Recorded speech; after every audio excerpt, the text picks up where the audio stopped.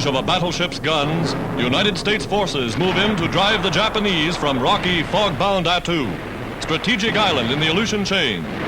Troops waiting for the 0 hour. Time to go over the side.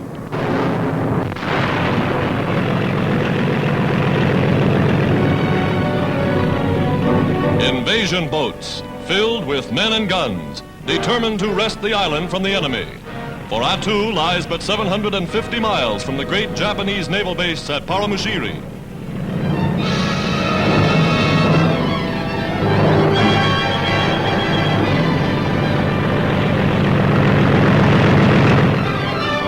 The problem of supplying an expedition to take this vital subarctic outpost is tremendous. But the Americans are well trained for landing such as this, and they're bringing everything they'll need to hold Attu against any future attack.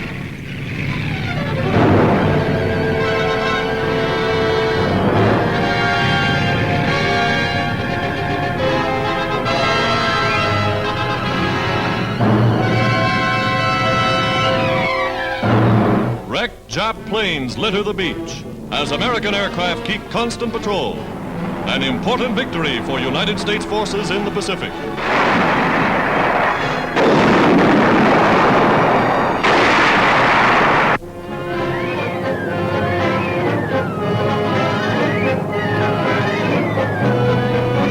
An Allied convoy plowing through the stormy, wind-swept North Atlantic. A rough passage that has Liberty ships and patrol boats wallowing in the heavy sea.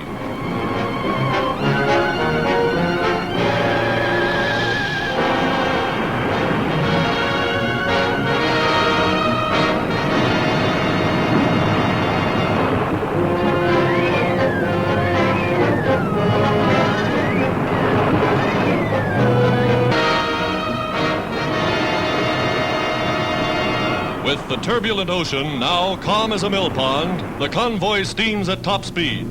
For despite Hitler's threats of submarine attack, the convoys are going through.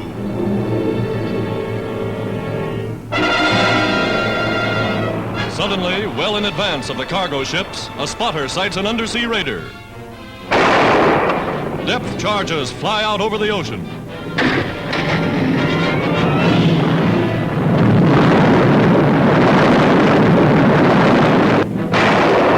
A second volley of high explosives.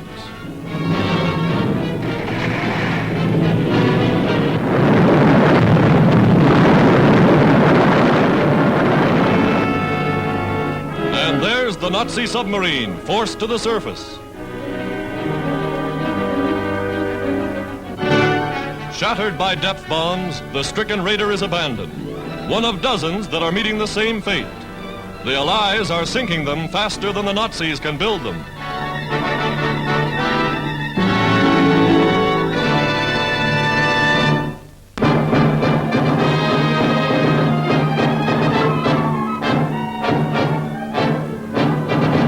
Tunis, capital of Tunisia. Last great milestone in the Allied liberation of North Africa. Virtually undamaged, the city of 250,000 falls to the British after a lightning-swift assault that forced the Nazis to surrender. Hastily prepared defenses, such as trenches cut in this Tunis park, were never used. Advance units of the British enter the city. The 3-year struggle for the African continent is over.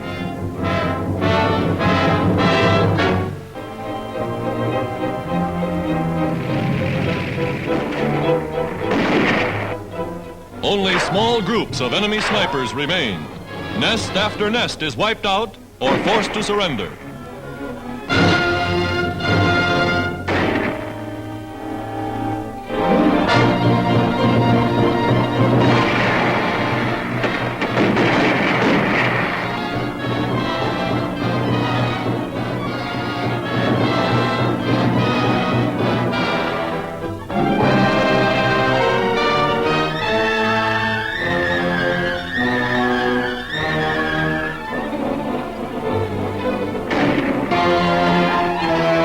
Apparently, many of them surrendered gladly.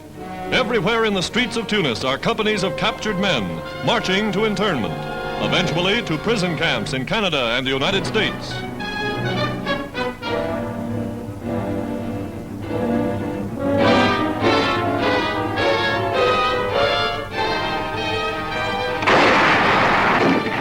last enemy stronghold is a half-finished block of apartments. But here, as elsewhere, the Nazis find further resistance futile.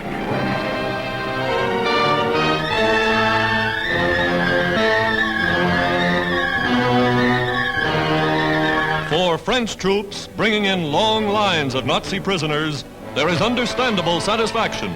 The tide has turned. The liberation of Frenchmen has begun. Italy's Marshal Giovanni Messi, one of the Axis commanders-in-chief, is taken. Mussolini made Messi a field marshal after his utter defeat in Tunisia. Von Arnim is flown by transport from Gibraltar to England. The great Nazi Colonel General Dietlof Jürgen von Arnim, commander of all Axis forces in North Africa. The general who told Hitler he had defended Tunisia to the last cartridge is now in a prison camp. Accorded every courtesy befitting his rank, von Arnim is the richest prize of the battle for Africa.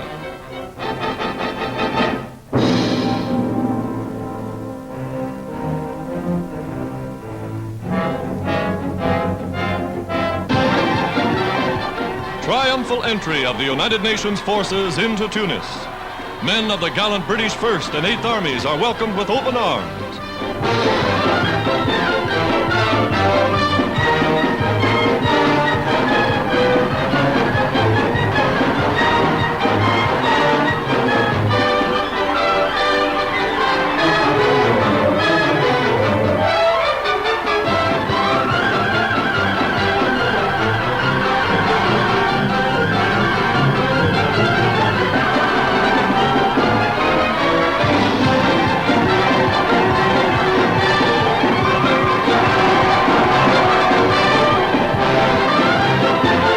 The citizens of Tunis, nearly a quarter of them Italian by birth, leave little doubt as to where their sympathies lie in the conflict.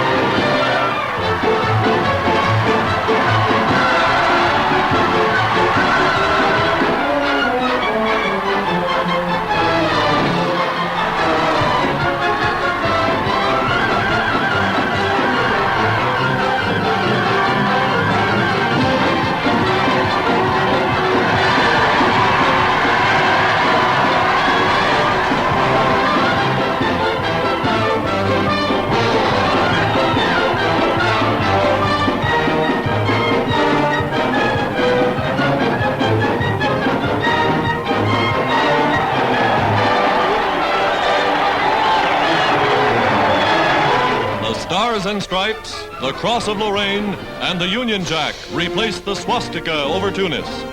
French troops who fought so gallantly beside their British and American allies proudly pass in review before General Giraud.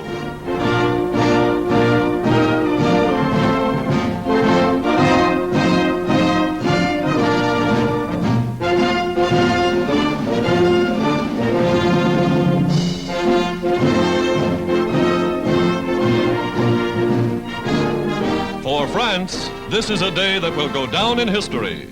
Her fighting men are again on the march. A day of hope for the enslaved of Europe.